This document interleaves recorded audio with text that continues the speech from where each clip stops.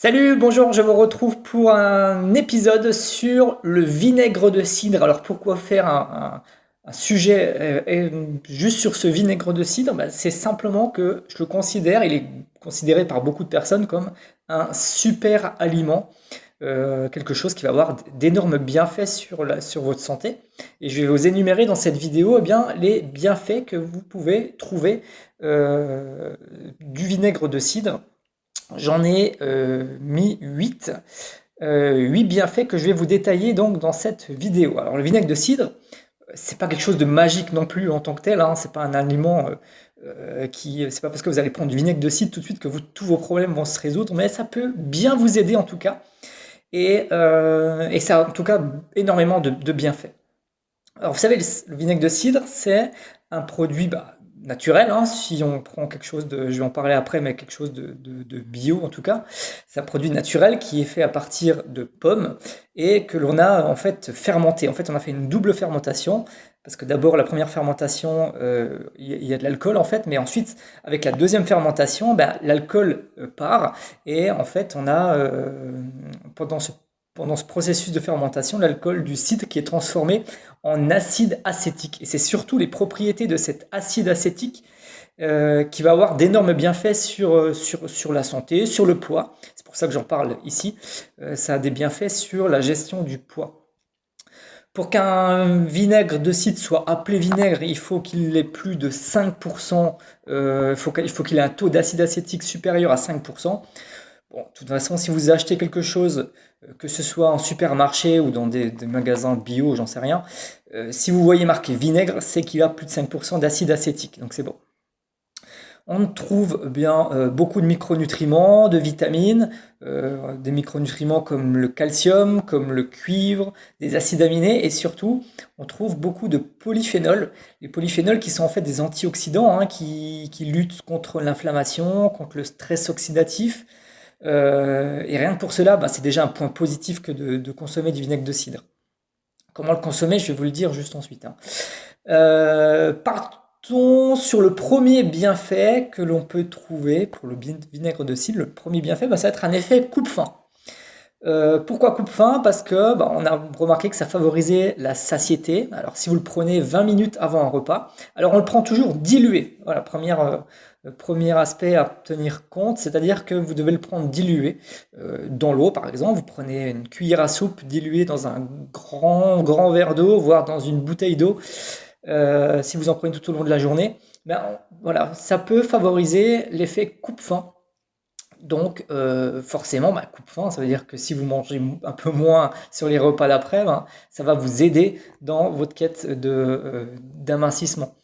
Par exemple, ça peut être bon aussi pour les personnes qui ont des fringales sucrées, par exemple, dans la journée, qui ont tendance à avoir peut-être des pulsions alimentaires sucrées.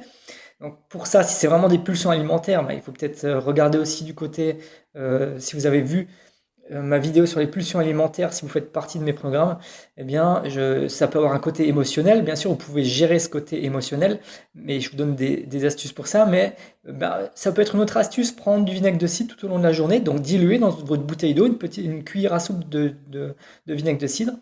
Ça va jouer là-dessus, ça peut jouer. Ça aiderait à mieux réguler en fait l'hormone de la gréline. L'hormone gréline, c'est l'hormone de la faim qui vous donne envie de manger.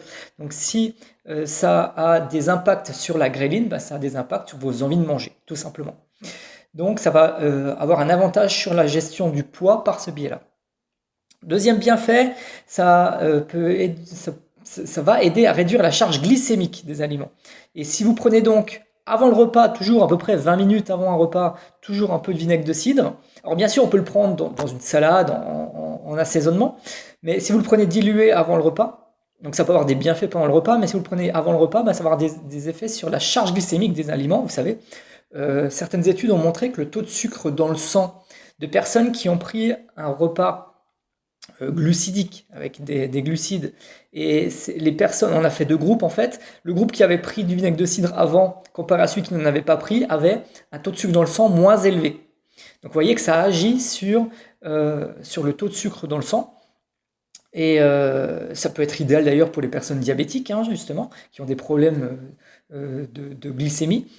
Alors je dis pas que ça va régler le problème des diabétiques et que les diabétiques ne seront plus diabétiques en prenant uniquement du vinaigre de cidre, hein, attention, mais ça peut aider.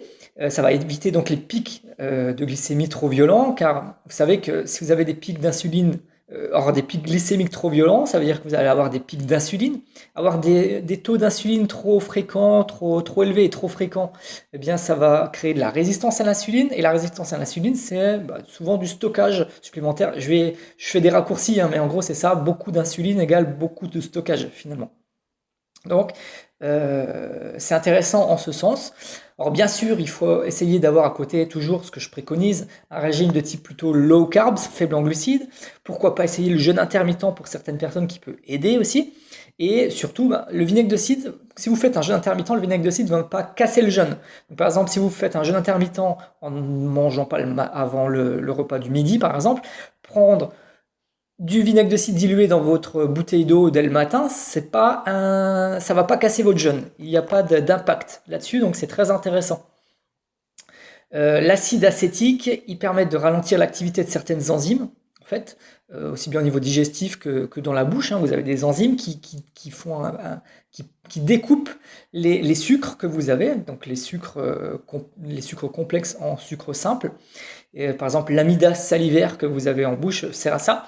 Et en fait, cet acide va permettre au sucre d'être découpé plus lentement. Donc, ça simule un peu la consommation d'aliments à index glycémique bas. Donc, c'est intéressant pour cela aussi dans la gestion de votre poids, pour mincir aussi également. Troisième bienfait du vinaigre de cidre, eh bien, c'est que c'est riche en très bonnes bactéries. C'est un peu des probiotiques en fait, vous avez déjà entendu parler de ce mot-là je pense, c'est un peu un antibactérien naturel en fait. Attention, il faut que ce soit toujours un vinaigre de cidre bio et non filtré, parce que dans les supermarchés, enfin les industriels fabriquent aussi des vinaigres de cidre qui sont pas forcément bio et pas forcément qui sont filtrés, je veux dire, ils sont pasteurisés aussi. Vous savez, la pasteurisation, c'est un processus où on chauffe le produit. Donc là, vous perdez déjà les trois quarts des bonnes bactéries qui sont présentes dedans. Et le fait que ce soit bio, en fait, vous savez, les pommes, c'est un des aliments les plus traités en France et dans le monde. Donc forcément, si vous avez des choses qui sont traitées, qu'il y a des saloperies dedans, ça va annuler les effets bénéfiques que vous auriez pu avoir finalement. En fait, les bactéries, elles se forment surtout dans ce qu'on appelle la mer du vinaigre. Et si vous avez quelque chose, en fait, la mer du vinaigre, elle se forme en fait pendant le processus de fermentation, notamment dans la deuxième fermentation du vinaigre, qui devient du vinaigre. Et donc, c'est la mer du vinaigre qui est très bonne. Donc, quand il y a des dépôts au fond d'une bouteille de vinaigre, c'est pas une mauvaise chose, c'est très bon, c'est qu'il y a des bonnes bactéries qui se développent. Et donc ça a d'énormes bienfaits pour votre santé. Donc voilà, prenez un vinaigre bio et non filtré, c'est le mieux. Bienfait numéro 4, ça permet une meilleure digestion. Ça aide à améliorer les brûlures d'estomac, hein. C'est un peu paradoxal parce que les brûlures d'estomac sont liées souvent à un manque d'acidité. Et ce vinaigre de cidre, même si c'est quelque chose finalement d'acide, c'est quelque chose qui est moins acide que l'acide chlorhydrique qu'on produit. Donc c'est pas un problème, ça va justement aider en ce sens à améliorer la digestion, réduire les ballonnements. Donc ça peut aider par ricochet à un meilleur sommeil par exemple, parce que souvent il y a des personnes qui dorment mal parce qu'ils ont des problèmes de digestion. Donc ça va avoir des bienfaits également sur cette digestion. Bienfait numéro 5, antibactérien, je l'avais dit déjà un petit peu avant. Ça peut soulager le mal de gorge, le nez congestionné, le rhume tout simplement. Ça peut aider en ce sens. Ça peut aider. Il n'y a pas eu d'études proprement dites qui ont été faites sur ce sujet, mais c'est plus lié là. On est plus sur des remèdes de grand-mère un peu, hein, plein de gens qui ont essayé. Quand je dis plein de gens, c'est que c'est utilisé à travers le monde entier, hein, le vinaigre de cidre, bien sûr, c'est presque une religion dans certains pays, notamment en Asie ou aux États-Unis aussi. Et donc, via ces utilisations, on s'est aperçu qu'il y avait donc des bienfaits là-dessus. en tant que désinfectant aussi, désinfectant de plaies. Alors, apparemment, dans certains écrits, on a retrouvé des traces que les Romains utilisaient ça en désinfectant. Donc, alors pas pur, hein, bien sûr comme d'habitude, mais toujours bien dilué, hein, d'accord? Donc voilà. Bienfait numéro 5. Bienfait numéro 6, pour les problèmes d'acné, problèmes de peau. C'est pareil, hein, puisque les problèmes d'acné ils sont souvent liés à une inflammation ou à des problèmes hormonaux. Les femmes, par exemple, qui arrêtent la pilule contraceptive, souvent ont des problèmes d'acné, ou les ados qui ont des problèmes d'acné. Ça peut aider aussi en ce sens. Euh, donc ça peut être traité de façon locale, en externe cette fois-ci, par exemple sous forme de spray, en spray, par exemple si vous diluez du vinaigre de cidre, ou alors sur du coton tout simplement. En fait, le vinaigre de cidre a le même pH que la peau, donc c'est pour ça que c'est intéressant. Euh, Bien sûr, si vous l'utilisez donc directement sur votre peau, pareil, faites attention, bien le diluer et petite dose au début pour voir comment vous réagissez. Parce que si vous mettez beaucoup au début puis que vous réagissez un peu mal à ça, il faut voir, il faut y aller progressivement, d'accord? Donc voilà. Voilà pour les problèmes de peau. Ensuite, pour septième bienfait, pour les problèmes d'haleine. Alors ça, on n'y pense pas souvent, mais c'est vrai que pour les problèmes d'haleine, ça peut jouer. Bah, je vous ai dit avant que ça jouait sur la digestion, meilleure bactérie, meilleure flore bactérienne, si vous voulez. Donc, en ce sens, sachant que la mauvaise haleine peut venir bah, de mauvaises bactéries, si je peux dire ça comme ça, dans votre système digestif ou dans votre bouche, ben, comme c'est un peu, ça va aider en ça. J'avais dit que c'était aussi un peu désinfectant, donc dans votre bouche. Donc, ça va vous aider à avoir une meilleure haleine. Comment le faire? Comment l'utiliser dans ce cas-là? Eh bien, ça va être après le repas, hein, toujours dilué sous forme de. Alors, ça pourrait être sous forme de tisane, mais il faut pas trop le chauffer parce que l'eau bouillante va venir peut-être, euh, comment dire, détruire un peu les bienfaits nutritionnels de ça. Donc, une eau pas trop chaude si vous le prenez sous forme d'infusion, par exemple. Sinon, un verre d'eau à température ambiante, voilà, c'est très bien aussi. Vous pouvez faire sous forme de gargarisme aussi, c'est-à-dire que voilà, vous prenez une cuillère à soupe de vinaigre de cidre avec un grand verre d'eau et hop dans la bouche et vous faites des gargarismes. Pas trop longtemps, hein, juste un petit quelques secondes, une quinzaine de secondes, et puis vous recrachez ça et ça peut vous aider en ce sens. Et enfin, le dernier, qui n'est pas lié à la gestion du poids, mais qui peut être bénéfique pour beaucoup de personnes, c'est pour les cheveux. Ça aurait tendance à faire briller les cheveux, pour avoir des cheveux plus doux également, et ça peut traiter aussi donc les pellicules, pour les personnes qui ont des problèmes de pellicule.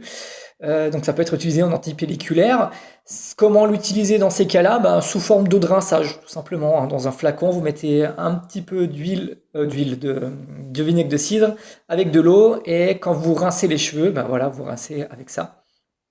Et voilà pour ce que j'avais à vous dire sur le vinaigre de cidre. Donc vous voyez qu'il y a énormément de bienfaits sur la gestion du poids, pour votre santé, pour la beauté, si je peux dire comme ça. Donc vraiment, c'est un super aliment qui peut être utilisé donc sous différentes formes, comme vous l'avez vu, à boire avant le repas, après le repas, toute la journée, en infusion, sous forme de gargarisme, pour vous rincer les cheveux, pour les problèmes de peau, pour se désinfecter. Voilà, énormément de bénéfices sur le vinaigre de cidre, à condition qu'il soit plutôt bio et non filtré. Si vous avez des questions, n'hésitez pas à me les poser directement. Et sinon, à bientôt pour de nouvelles vidéos. Ciao.